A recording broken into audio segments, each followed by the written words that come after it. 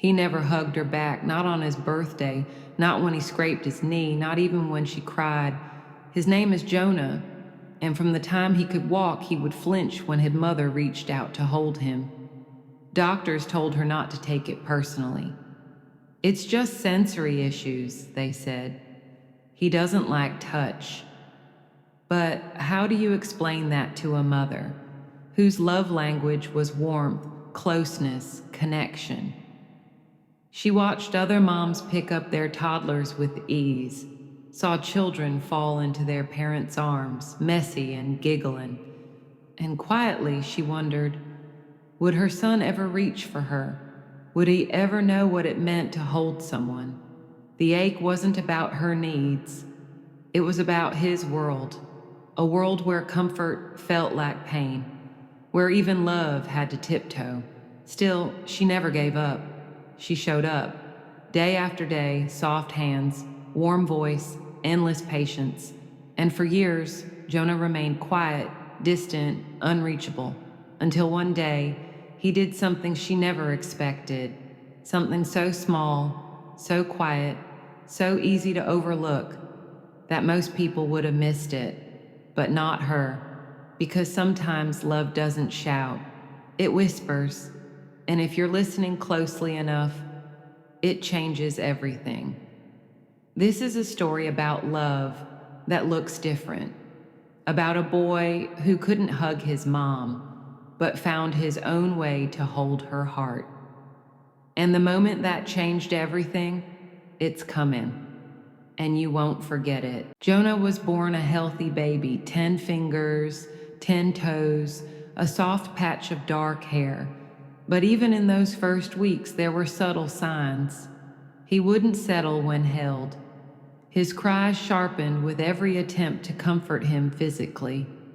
He arched his back instead of melting into her arms. By age 2, the differences were unmistakable. He avoided touch, screamed during bath time, refused to wear certain clothes. Even brushing his hair became a daily standoff. By 3, there was a name for it: sensory processing disorder. His nervous system reacted to gentle contact like it was an alarm bell. He wasn't being defiant. He wasn't distant by choice. He was overwhelmed by the very things meant to soothe him. Liane, his mom, did everything the book said: compression vests, calming routines, sign language. She filled their world with softness and predictability. But no matter how gently she reached out, Jonah recoiled, as if love burned. She stopped measuring her motherhood in hugs and kisses. Instead, she celebrated seconds, those tiny cracks in the wall between them, a moment when he sat close, a rare touch on her sleeve, a glance held a second longer. Friends didn't understand. Even family sometimes whispered, "Does he even know she's his mom?" But Liana knew something they didn't. Jonah noticed everything, and he was taking it all in: the patience, the gentleness, the unwavering presence. He was just waiting for the day his heart found the words or the picture to speak. And when it did, it wouldn't come in the form anyone expected. It was the week of Jonah's 8th birthday. No party. He didn't like crowds. No balloons. He hated the squeaky sound. Just pancakes with strawberries. His favorite. That morning, his mom gave him a card. A dinosaur on the front. Glittery letters. A note inside she knew he wouldn't read. He looked at it, touched it, but didn't open it, just placed it on the table quietly. Later that afternoon, while she was folding laundry, Jonah walked into the room holding a shoebox. He didn't say a word, just set it gently on her lap and stepped back. Inside were torn scraps of paper, each one hand-drawn, stick figures doing everyday things: eating, watching TV, sitting on a couch with a heart between them. And then at the bottom of the box, a final drawing: a stick boy with untamed brown hair standing beside a woman with red curls. Their arms didn't touch, but they stood close. Above them, in shaky handwriting, one word: always. Liane clutched it to her chest, not because Jonah had hugged her, but because, for the first time, he had shown her how he saw them. Not apart, not opposed, but together, unshaken, steady. And she thought, this is the moment I've been waiting for. But what she didn't know, it wasn't the finish line. It was the start of something much bigger. After that day, something began to shift.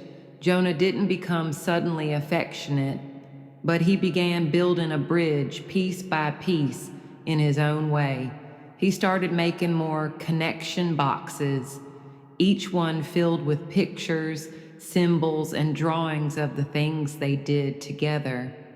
Moments she thought had gone unnoticed, moments he had been collecting all along. He began to use visual schedules to express preferences, then symbol cards to make choices, and finally, after weeks of work, a voice output device. His first program message: not play, not snack, but, "Mom, I see you." Liane stepped outside to cry after hearing it, not from sadness, but from awe. For years she had been pouring love in. Now Jonah was finding ways to pour it back. Sometimes it was a rock he placed gently in her palm because it was the same color as her hair. Sometimes it was a drawing left by her pillow of two stick figures watching the stars. He still couldn't give a hug, but he gave her space. He gave her symbols. He gave her presence. And just when she thought she had seen it all, he did something even more surprising. Of course, the journey wasn't linear. There were setbacks, hard ones.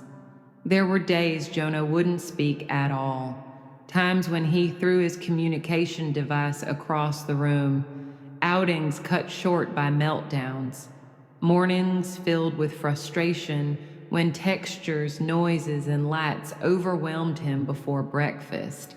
And there were moments when Liane felt the old ache creeping back in. Was she doing enough?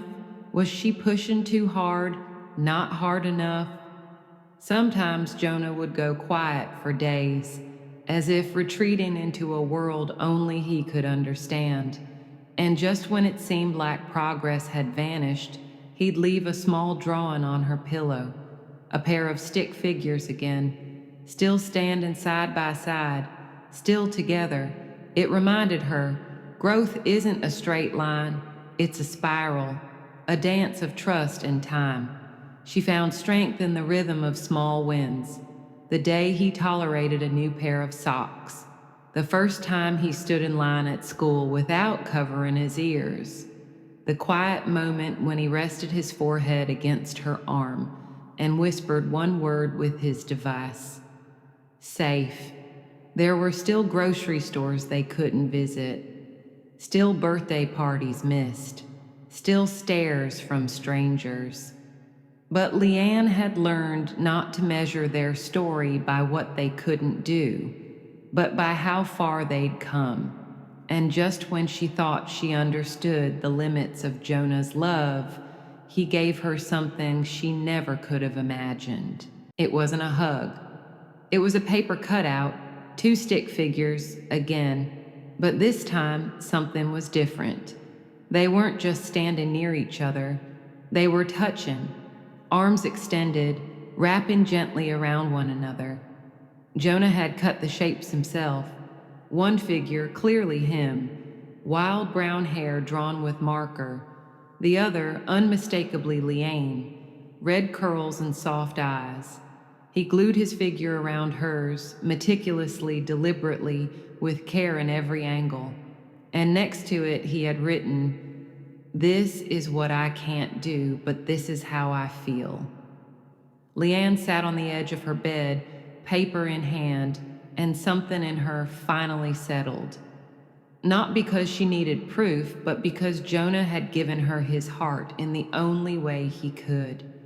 She had spent years wondering what she was missing, Turns out she wasn't missing anything. She was simply learning to see love without arms. That night, she placed the paper on her nightstand, and every night after that, she'd glance at it before bed and whisper, "I feel it too." But even then, she didn't realize that Jonah's most powerful act of love was still yet to come. Love isn't always loud, it isn't always verbal, it isn't always physical. Sometimes it's a crayon and a piece of paper. Sometimes it's a glance held a second longer. Sometimes it's simply presence without pressure. Jonah never hugged his mom, but he loved her in 100 quiet ways, and she learned to hear every one of them. If you've ever felt unsure of someone's love because they didn't say the words, didn't show it how the world expects, this is your reminder. Love has many languages. Some are spoken, some are felt, some are drawn with trembling hands and unspoken hope. So the next time love looks different, don't turn away. Look closer. You might just find it's bigger than you ever imagined. Share this story with someone who loves differently. Subscribe to Able in Every Way for more stories of courage, connection, and quiet strength. Because love doesn't always look like a hug. Sometimes it looks like a boy who couldn't hold his mom, but held her heart completely. And if Jonah could find a way to say, "I love you" without words, what could you do with yours?